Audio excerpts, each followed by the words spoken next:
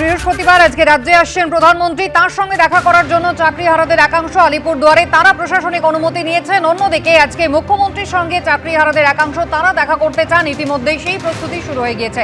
হাজরা মোড় থেকে আমাদের প্রতিনিধি ঐশী মুখোপাধ্যায় রয়েছেন এবং বিকাশ ভবন চত্বর থেকে আমাদের প্রতিনিধি ব্রতদীপ ভট্টাচার্য। ব্রতদীপ, আজকে 23 দিন হলো বিকাশ ভবনের সামনে চাকরিহারারা বসে রয়েছেন। মুখ্যমন্ত্রীর সঙ্গে বারবার কথা বলতে চেয়েছেন, শিক্ষামন্ত্রীর সঙ্গে বৈঠক করতে চেয়েছেন। আজ কি তারা মুখ্যমন্ত্রীর সঙ্গে সাক্ষাৎ করতে যাচ্ছেন? অনুমতি মিলেছে? দেখো, যে চাকরির পরীক্ষা দিয়ে তারা চাকরি পেয়েছিলেন, আদালতের নির্দেশে সেই চাকরি গিয়েছে, কিন্তু ওই পরীক্ষায় আবার দেওয়ার জন্য আগামীকাল বিজ্ঞপ্তি জারি হবে। এবং এই চাকরিহারা শিক্ষক শিক্ষিকাদের বক্তব্য যে তখন যখন পরীক্ষা দিয়েছিলেন এখনকার পরিস্থিতি এক নয়, এখন তারা পরীক্ষা দিতে চাইছেন না। তাই শেষ মুহূর্তে একেবারে যখন দেওয়ালে পেট ঠেকে গিয়েছে তখন তারা মুখ্যমন্ত্রীর সঙ্গে একবার শেষবারের জন্য দেখা করতে চাইছেন, শেষবারের জন্য তাকে আবেদন জানাতে চাইছেন যাতে এই চাকরির পরীক্ষায় দ্বিতীয়বার তাদের আর না বসতে হয়। এখানে রয়েছেন চাকরিহারা সেই শিক্ষিকারা। আজকে মহিলা প্রতিনিধিরা, চাকরিহারা শিক্ষক শিক্ষিকা যে আন্দোলন মঞ্চ রয়েছে তাদের মহিলা প্রতিনিধিরা মুখ্যমন্ত্রীর কাছে যাচ্ছেন দেখা করার জন্য। আপনারা কি অ্যাপয়েন্টমেন্ট পেয়েছেন মুখ্যমন্ত্রীর সঙ্গে দেখা করার? না, আমরা অ্যাপয়েন্টমেন্ট পাইনি, কারণ আমরা তো অ্যাজিটেশন করতে যাচ্ছি না, আমরা যাচ্ছি সাক্ষাৎ করতে। তো ওনার অফিসে আমরা সাক্ষাতের জন্যই যাচ্ছি। তো উনি আমাদের রাজ্যের মুখ্যমন্ত্রী, অবশ্যই এটা উনি বুঝবেন যে আমাদের যে পরিস্থিতিতে আছি সেখানে অ্যাপয়েন্টমেন্ট নিয়ে দিনক্ষণ সময় ঠিক করে সাক্ষাৎ করার মতো অবস্থায় আমরা নেই। তো আমরা যাচ্ছি ওনার সাথে দেখা করতে। উনি আমাদের মানসিক অবস্থা পর্যবেক্ষণ করে পর্যালোচনা করে উনি নিশ্চয়ই আমাদের সাথে দেখা করবেন এই আশা রাখে। কিন্তু মুখ্যমন্ত্রী আগের দিন তো স্পষ্টই বলে দিলেন যে আপনারা পরীক্ষা দিন সসম্মানে, আবার ফিরে যান স্কুলে। মানে আজকে তাহলে দেখা করে কি বলবেন? দেখুন, আমাদের যে বর্তমান পরিস্থিতি, আমরা চাকরি চলে যাওয়ার পর যেভাবে মেন্টালি শকড হয়ে গেছি, আমরা সেই মানসিক অবস্থাতেই প্রথম কথা নেই যে আমরা একটা কম্পিটিটিভ এক্সামিনেশানে কয়েক মাসের মধ্যে যেটা হবে সেই 10 বছর আগেকার অবস্থায় ফিরে গিয়ে আমরা সেই পরীক্ষায় বসি। এছাড়াও দেখুন, আমরা চাকরির পরীক্ষাতে চাকরি পাওয়ার আগে আমরা একটা পরিস্থিতি অন্যরকম ছিল। চাকরি পাওয়ার পর আমরা সেভাবে ঘর সংসার বা বৈবাহিক জীবনে বৃহত্তর সমাজে আমরা প্রবেশ করেছি, মানে সামাজিক আমাদের যে সম্পর্কগুলো তার মধ্যে। তো সেই ক্ষেত্রে চাকরি যাওয়ার পর আমাদের মধ্যে অনেকেই কিন্তু শারীরিকভাবে অসুস্থ হয়ে গেছে, সেই মেন্টাল মানে এই ধাক্কাটা নিতে না পেরে অনেকে কিন্তু তাদের মধ্যে এমন হয়েছে যে প্যারালাইসিস হয়ে গেছে।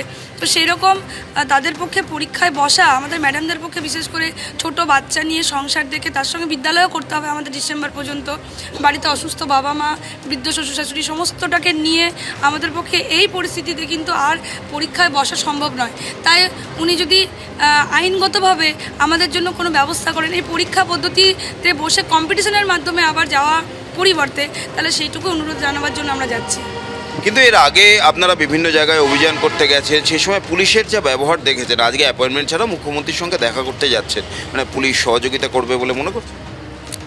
দেখুন, আমার মনে করার উপরে তো কিছু নির্ভর করছে না। প্রথমত, আমরা তো কোনো রকম আন্দোলন বা কোনো রকম অ্যাজিটেশনে যাচ্ছি না, তো আমরা জাস্ট সাক্ষাৎ করতে যাচ্ছি। সেখানে আমরা কয়েকজন 7 জন মাত্র মেয়ে যাচ্ছি, সেখানে পুলিশের আটকানোর তো কিছু আছে বলে আমার মনে হয় না।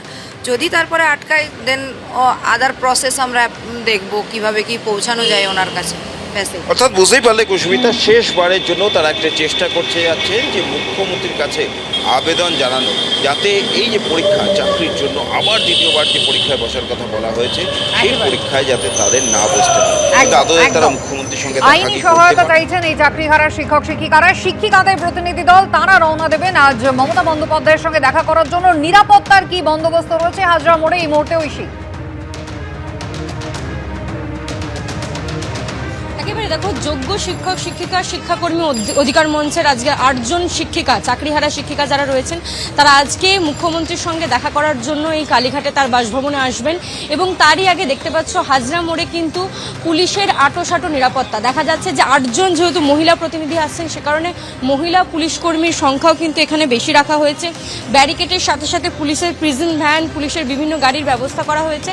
এবং তারই সঙ্গে তোমায় জানিয়ে রাখি যে 8 জনের প্রতিনিধি দল আসার কথা, তারা কিন্তু চিঠি দিয়ে মুখ্যমন্ত্রীকে আগেই জানিয়েছিলেন, মুখ্যমন্ত্রীর হস্তক্ষেপ চেয়েছিলেন। তারা কিন্তু তখন সাক্ষাতের কথা জানাননি। তারা 27 তারিখে সেই চিঠি তারা দিয়েছিলেন যে মুখ্যমন্ত্রীর হস্তক্ষেপ তারা চান, কিন্তু তারপরেই যখন 27 তারিখে বিজ্ঞপ্তি প্রকাশ হলো এবং সেই বিজ্ঞপ্তিতে যখন তাদেরকে পুনরায় পরীক্ষাতে বসার কথা বলা হলো, তখনই কিন্তু তারা একবার চাইছেন যে শেষবারের মতো মুখ্যমন্ত্রীর সঙ্গে দেখা করতে।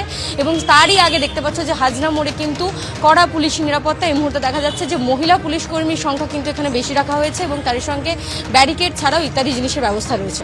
একেবারে ঐশী, ধন্যবাদ। ব্রতদীপ, তোমাকেও ধন্যবাদ। আজকে কিন্তু ইতিমধ্যে এই মহিলা প্রতিনিধি দল তারা রওনা দিচ্ছেন মমতা বন্দ্যোপাধ্যায়ের সঙ্গে সাক্ষাতের জন্য। আর অন্যদিকে আজকে রাজ্যে আসছেন প্রধানমন্ত্রী, তার সঙ্গে দেখা করতে চেয়ে প্রশাসনের সর্বস্তরেই চাকরিহারারা তারা যোগাযোগ করেছেন। ইতিমধ্যেই আলিপুরদুয়ারে পৌঁছে গিয়েছেন চাকরিহারা আন্দোলনকারীদের প্রতিনিধিরা। প্রধানমন্ত্রীর সঙ্গে দেখা করার আবেদন জানিয়ে আলিপুরদুয়ার থানাতেও তারা চিঠি দিয়েছেন। চিঠি দেওয়া হয়েছে ডিএম এর কাছেও।